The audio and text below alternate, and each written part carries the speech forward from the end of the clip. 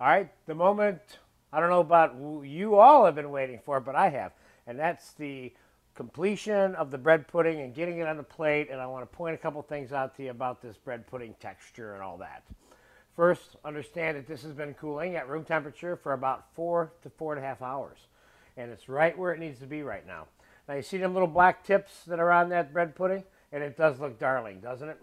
Imagine this, of course, in any of your own casseroles that have flour prints on them and they're white ceramic and so on. So we're going to put a little powdered sugar on here.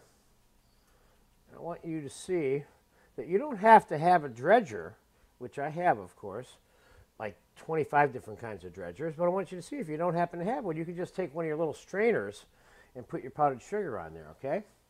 Now,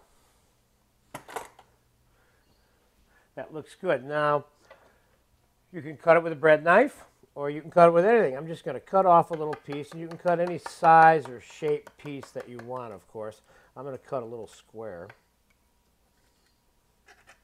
Now, the first piece that comes out of here, you usually want to use a rubber scraper to get it out if you want to keep it intact, okay? So that's how I'm going to get this piece out. And there we go. Now, what is important about this bread pudding? What makes this bread pudding so special? What makes this bread pudding so special is that you have the crispy top with the toast, and then you have this soft, spongy inside part here, see?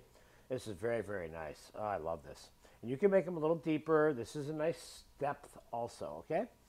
Now I'm going to put a little caramel sauce on there, and I'm going to really have to disappoint you with something because I asked my producer if I could do this. He said I could.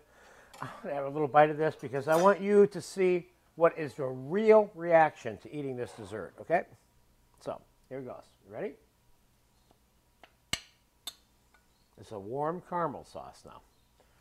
You go to the caramel sauce icon, and it has a video on how to make it.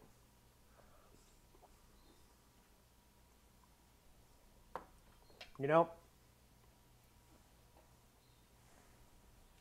I know exactly why I have been making this dessert for the last 30 to 35 years. It is good. It is nice, and you're going to love it. Have a great time with this bread and butter pudding cake, and make it any shape and size you want. Just have a great time with it.